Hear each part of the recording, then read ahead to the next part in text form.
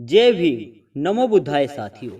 दोस्तों, हम आप लोगों के लिए हमेशा की तरह कुछ रोचक जानकारी और वीडियो लेकर के आते रहते हैं।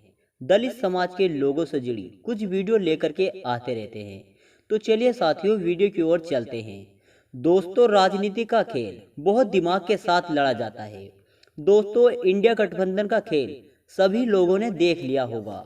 जिस इंडिया गठबंधन को बनाया गया था यह कहकर के कि 2024 के लोकसभा चुनाव में भारतीय जनता पार्टी को हराना है, उसी इंडिया गठबंधन को बनाने वाले नीतीश कुमार जो बिहार के मुख्यमंत्री हैं, वो उसी भारतीय जनता पार्टी में एनडीए में शामिल हो गए, जिस पार्टी को वो हराना चाहते थे।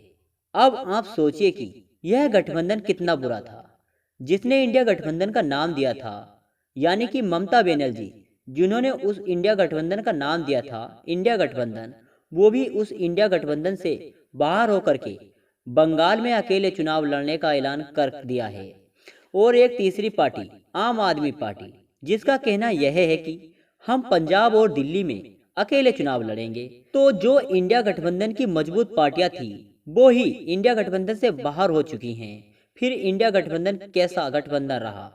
इसमें कुछ भी नहीं बचा।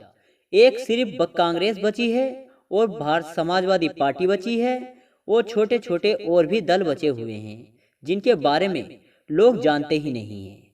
इसलिए इसकी वजह से सोशल मीडिया पर बहुत खबर आती रहती हैं कि इंडिया गठबंधन अब खराब हो चुका है, इंडिया गठबंधन अब कुछ नहीं कर सकता। आखिरकार ऐसे हालात क्यों पैदा हुए?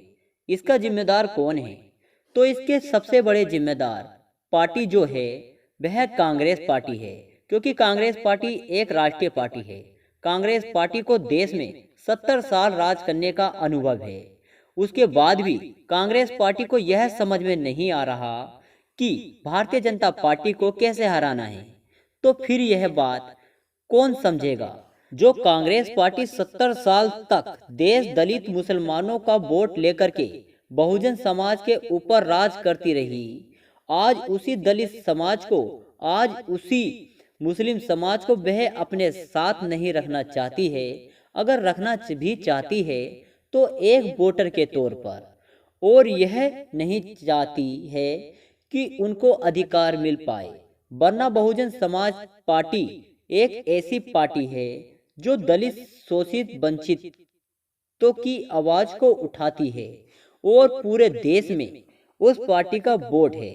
अगर बहुजन समाज पार्टी को आज भी कांग्रेस पार्टी अपने साथ, अपने सहयोग में मिला करके साथ रख लेती है, अखिलेश यादव को अपने साथ रख लेती है, तेजस्वी यादव को अपने साथ ले लेती है और साथ ही मुस्लिम समाज को भी अपने साथ मिलाती है, तो निश्चित रूप से भारतीय जनता पार्टी को हराया जा सकता है।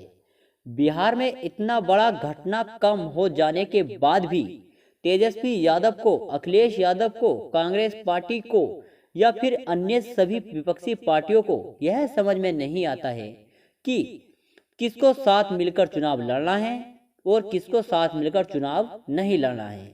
तो फिर समझ लीजिए, भारतीय जनता पार्टी को कभी भी हराया नहीं जा सकता है। कांग्रेस पार्टी ने देश में 70 वर्षों तक राज किया है। क्या वह पार्टी एक बार झुक करके देश में किसी बहुजन समाज की बेटी यानी कि बहन कुमारी मायावती जी को प्रत्यक्ष रूप से सामने आकर के प्रधानमंत्री के उम्मीदवार घोषित नहीं कर सकती है?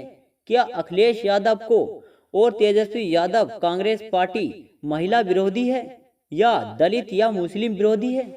अगर यह लोग दलित मुस्लिम विरोधी नहीं है, महिला विरोधी नहीं है, तो बहन कुमारी मायावती जी को प्रधानमंत्री का उम्मीदवार घोषित करना चाहिए।